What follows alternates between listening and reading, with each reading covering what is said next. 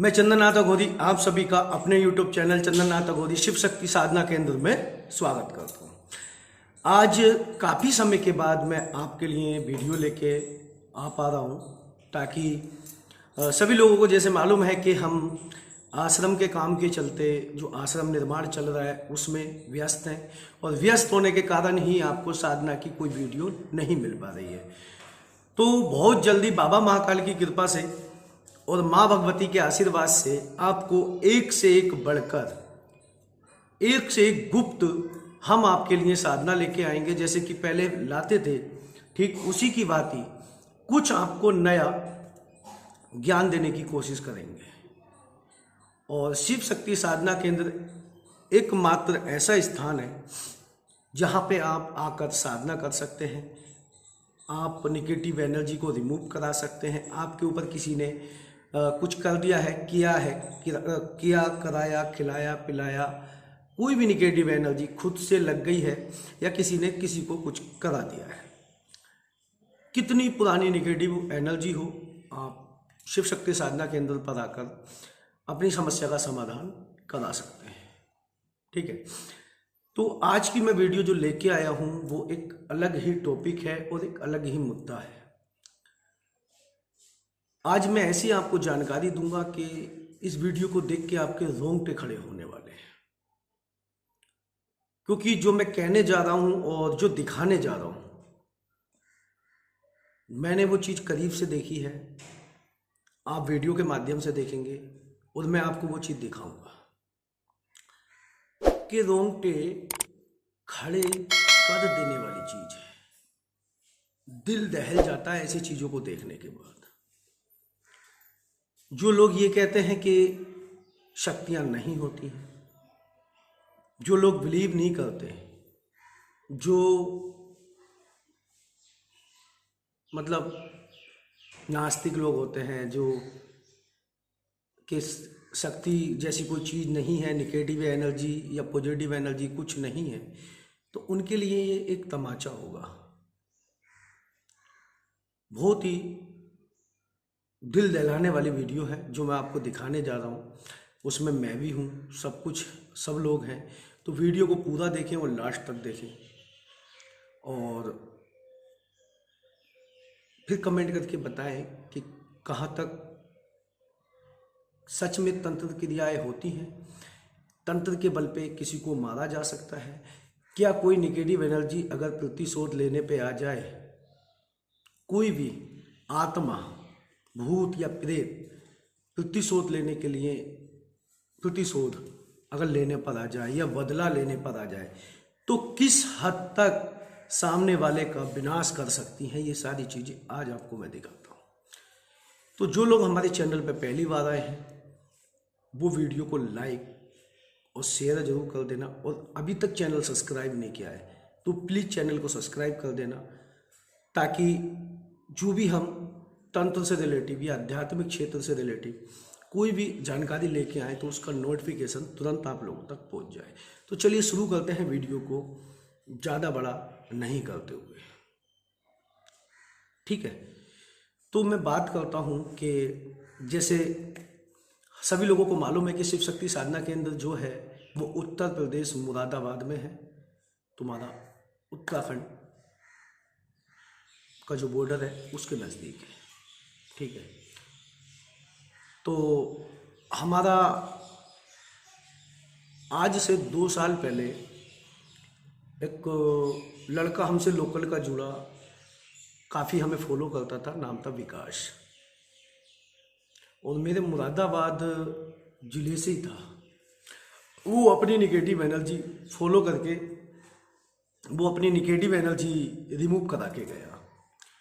बाबा महाकाल की कृपा से और माँ भगवती के आशीर्वाद से उसका काम हो गया। जो भी उसकी समस्या थी वो ख़त्म हो गई। ख़त्म होने के बाद जो विकास नाम का लड़का है वो आज तक हमारे पास जुड़ा का जुड़ा है। कुछ नहीं, कोई उसका मिलने वाला था सर्किल में, बहुत समय से परेशान था, मतलब इतने समय से परेशान।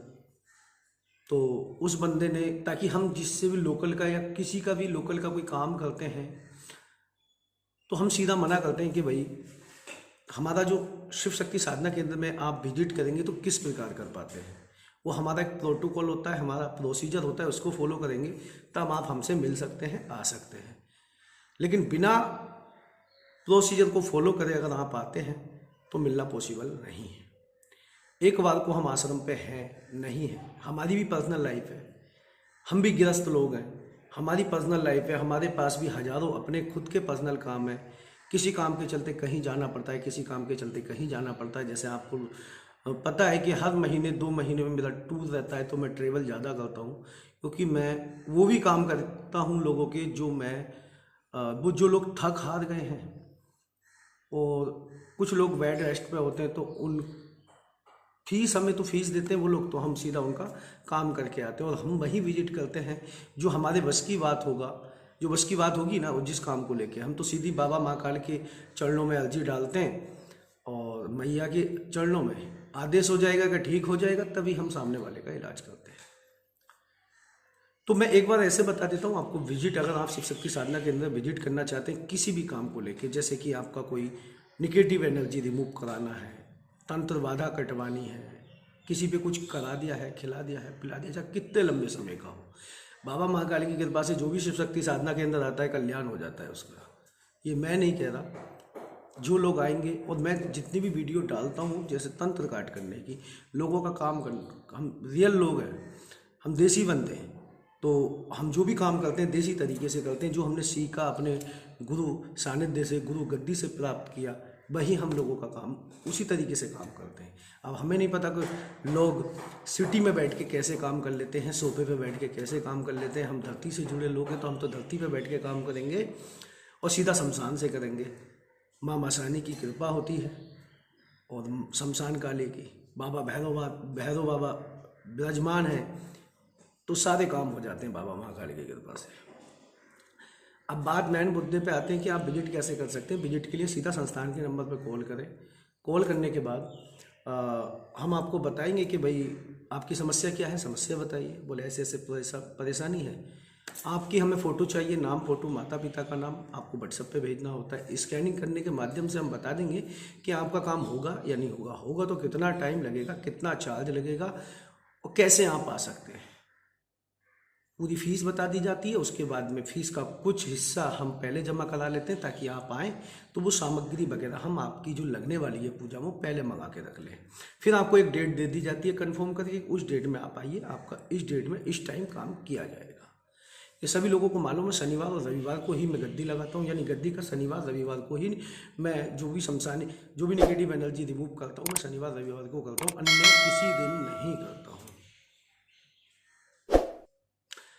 अब वो बंदा जो था, अब ठीक है, ये तो हो गई आश्रम में आने की प्रोसीजर, कैसे आप आ सकते हैं। अब मैं बात करता हूँ मेन मुद्दे पे। तो जो विकास नाम का लड़का था वो अपना कहीं पे होगा, मतलब वो बंदा विकास, तो क्या है, जो हमारे यहाँ एक सज्जन आए अपने भाई को लेके। अब वो किस प्रकार आए, वो जो विकास था उसने उनसे जिक्र किया उनकी परेशानी देख के कि भाई जगह तो मैं बता देता हूँ, लेकिन वो फीस लेते हैं और काम करके भी देते हैं, और लेकिन आप वहाँ ऐसे नहीं जा सकते। आप नंबर लीजिए, नंबर पे बात कीजिए, उसके बाद में अगर वो आपकी समस्या का समाधान हो सकता है तब बुलाएंगे, नहीं तो नहीं बुलाएंगे। बंदे अगर ज़्यादा परेशान था तो बंदे ने गाड़ी की, उनने लोकेशन बता दी उनको। जब उसने ज़्यादा पूछा तो लोकेशन बता दी, लेकिन फिर भी मना किया कि ऐसे मत जाइएगा, नहीं तो मुझे गालियाँ मिलेंगी। लेकिन वो नहीं माना, आ गया। बाबा महाकाल की कृपा लेने की बात, हम लोग भी वहीं थे। उस नाइट में क्या हुआ था, शायद दूसरी छत का जो ग्राउंड फ्लोर तैयार है, तो फर्स्ट फ्लोर का लेंटर डला था, छत डली थी। हम लोग सब थके हारे थे, तो मैं भी आश्रम पे सो गया था और आराम से पड़ा था अंडरवियर में और सैंडो में, क्योंकि वहाँ तो कोई मतलब ही नहीं है किसी का आने का। वो लोग पहुँचने के बाद में पहले हमारे सवाल जवाब हुए। सवाल जवाब जब हुए, जब उनकी हमने परेशानी सुनी, पहले तो हमने उन्हें डांटा तो रोने लगे। बोले महाराज हम 7 भाई थे, 7 में से 5 मर गए, हम 2 बचे, बड़ी उम्मीद लेके आपके पास आए हैं। मेरे घर में 5 जवान मौतें हो गई हैं, आप देखेंगे तो खुद समझ जाएंगे कि कितनी बड़ी समस्या है। बाबा महाकाल का आदेश हो गया, मन की कोई दर पे आए तो यार खाली हाथ नहीं जाना चाहिए। मन की आइए, बातचीत हुई तो जिसको वो लेके आए थे वो छोटा भाई था, शादीशुदा है, 2 बच्चे हैं। एक बड़ा भाई है, वो भी शादीशुदा है, बच्चे हैं। 5-7 भाई में से 2 भाई रह गए हैं जो एक बिल्कुल मरने की कगार पे है। अब हुआ क्या था उनके साथ जीवन में, ये अभी की बात है, 10 दिन भी नहीं हुए हैं, 10 से 15 दिन। सोचा आपसे साझा करूं और रोंगटे खड़े कर देने वाली वीडियो दिखाने वाला हूं आपको। तो वीडियो को पूरा देखें, क्या मंजर था, क्या था, और वीडियो देख के ये ज़रूर बताना कि तंत्र से ये पॉसिबल है या नहीं है, क्या समस्या है। अगर कोई निगेटिव एनर्जी, मान लीजिएगा हुआ क्या था वो बता दूं, फिर बाद में बात करते हैं। गाड़ी में डाल के लाए थे उस लड़के को, वो लोग जा रहे थे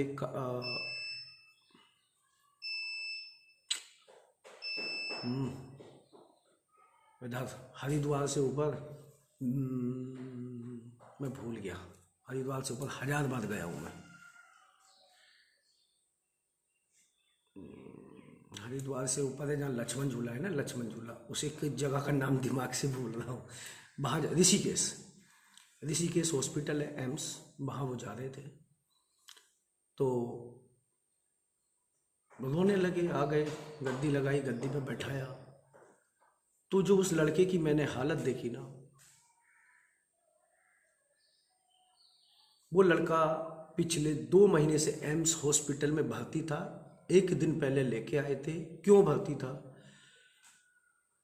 कि उसको खून की उल्टियां हो रही थी, वोमिट हो रही थी,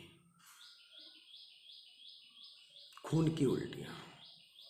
डॉक्टरी इलाज में डॉक्टर इलाज कर करके थक गए हैं। सब कुछ पॉसिबल है, जवान लड़का है, 25 साल का, 26 साल का लड़का है, खून की उल्टियां हो रही हैं, ना कोई नशा, ना दारू, ना बीड़ी, ना सिगरेट। अचानक से 2 साल में लड़का बेड पे आ गया।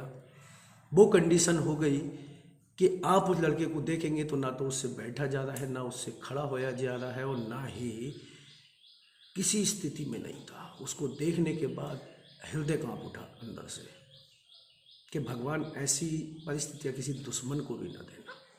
असल में हुआ क्या था, अब से 35-40 साल पहले उनके पिताजी ने, कोई गार्ड था बैंक का, कोई गार्ड था बैंक का, और वो था बनारस का, और वो किसी अघोरी का चेला था। उस गार्ड की किसी बात को लेके हत्या कर दी थी उन्होंने, मर्डर कर दिया था। उस मर्डर में सारी कानूनी कार्रवाई हुई, उनके बाप जेल चले गए लड़कों के। जेल जाने के बाद वो जेल से छूट भी आए, सब कुछ हो गया, केस चल रहा होगा या क्लोज मुझे नहीं मालूम। लेकिन जब उसके बाद मौत का तांडव उस घर में नाचा, और जब नाचना शुरू हुआ मौत का तांडव, तो घर को ना, कहते ना, खंडर बना दिया। सामने से आके चीज बोलती है कि घर में चिराग जलाने वाला नहीं छोड़ूंगा। जैसे तुमने मेरा चिराग खत्म किया है, मेरा वंश खत्म किया है। वो जो बंदा था, गार्ड था, वो अपने बाप की इकलौती औलाद था, उसका चिराग जलाने वाला नहीं बचा था, और अनमैरिड बंदा था। और एक बनारस का था, वाराणसी का हमारा, और किसी अघोरी का चेला, तंत्र विद्या में निपुण था, लेकिन अपनी जीविका चलाने के लिए वो गार्ड की नौकरी करता था। वो जब मरने के बाद, कहते ना, आत्मा या प्रेत आत्मा, वो उनके ऊपर आने लगी। किसके? जिसने मर्डर किया था, उनके बच्चों पे। कहता है तुझे सबसे बाद में लेके जाऊंगा, तू जीते जी अपनी औलादों का, मतलब अपने बच्चों का, अपने चिराग, जो तेरे घर के चिराग हैं, उनकी चिता जलते तू देखेगा। 5 मार दिए हैं, 6ठा मरने की कगार पे था। सब कुछ डैमेज कर दिया है, कुछ नहीं छोड़ा उसमें। ब्लड की उल्टी हो रही है, वोमिट, ऑर्गन डैमेज कर चुका है। सारे किडनी लीवर वगैरह सब डैमेज हो गए हैं। फिर भी जब दर पे आया, बाबा के दरबार में, माँ भगवती के दरबार में और बाबा महाकाल के शरण में आया, हमने भी बाबा से अरदास लगाई कि हे बाबा और हे मेरी मैया माँ आशू मेहता रानी, ये तेरे दरबार में आया है भक्त, निस्वार्थ इस बच्चे का कल्याण कर दे। आज इसे अभी से इसकी वोमिट बंद कर और इसको दवाई लगना चालू कर दो। डॉक्टर हाथ खड़े कर गए कि हम दवाई दें तो दें किस चीज़ की, दवाई लग नहीं रही है, काम नहीं कर रही है, हम करें तो करें क्या। वो उस पे आके बोलता है, सवारी आती है, शरीर पे खेलता है, कहता है लेके जाऊंगा, छोड़ूंगा नहीं किसी हाल में भी। इसने जैसे मुझे मारा है इसके बाप ने, वैसे सारे वंश को खत्म कर दूंगा, चिराग जलाने वाला नहीं छोड़ूंगा। तो जो लोग कहते हैं ना कि तंत्र से कुछ नहीं होता और किसी का भी बुरा करने के लिए कुछ सोचते समझते नहीं है, तो उनके लिए ये एक चेतावनी है। कर्म करो, कोई भी मतलब बुरा कर्म करने से पहले 1000 बार सोच लो कि अगर तुम्हारे साथ कुछ बुरा होने लगा तो बचाने वाला पैदा नहीं होगा। भटकते भटकते थक जाओगे। क्या मंजर है ये खुद अपनी आंखों से वीडियो में देखिए। चलिए मैं आपको वीडियो दिखाता हूँ और फिर कमेंट करके बताना मुझे कि मंजर क्या है, ये सत्य है या असत्य है। ऐसा किस किस के साथ हुआ जीवन में? क्या किसी को जान से मारना सही है? प्रेत आत्मा किस हद तक हमारा बुरा कर सकती है? अगर कोई सन की मिजाज हो, वो ऊपर से हो अघोरी का चेला या साधक हो या तांत्रिक हो या ओझा हो।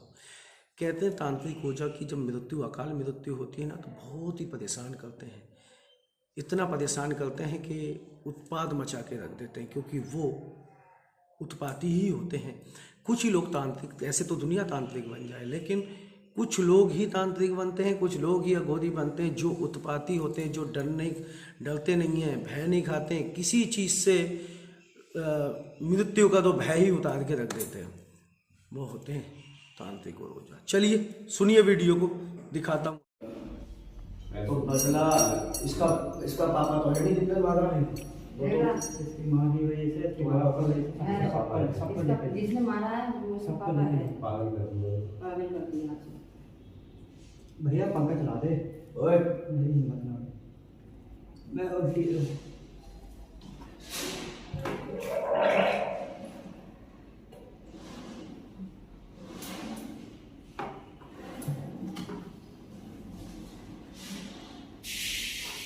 पागल कर दिया है भाई। सबको मारना। 5 बच्चे मेरे मर गए, एक लड़का मेरा एक्सीडेंट से मारा, इससे बड़ा भैया इससे बड़ा मारा, एक्सीडेंट से मारा है। लड़की को गंगू गोली खिलवा के मारी, मेरी 8वीं क्लास में पढ़ रही। और एक लड़का सोते के सोते मर गया, इससे छोटा। 3 लड़के हाँ ऐसे ही बैठेगा तू। लेट नहीं तो बोल लो मुझसे बात कर लो, मैं लेट के रहूंगा बात में। अरे लेट के दबावे क्या? ये बात आना मेरे सर में। अबे हिम्मत तेरी नहीं काम कर रही, तू इसके शरीर पे है ना। तूने ये बता इसकी क्या गलती है, बच्चों की क्या गलती है? आने वाला है झूठ बोल रहा है कितना। चल तुझे मतलब कितना टाइम हुआ? 36 साल हो गए। 38 हो गए। तो एक बात बता, क्या ले बैठ गए थे सर?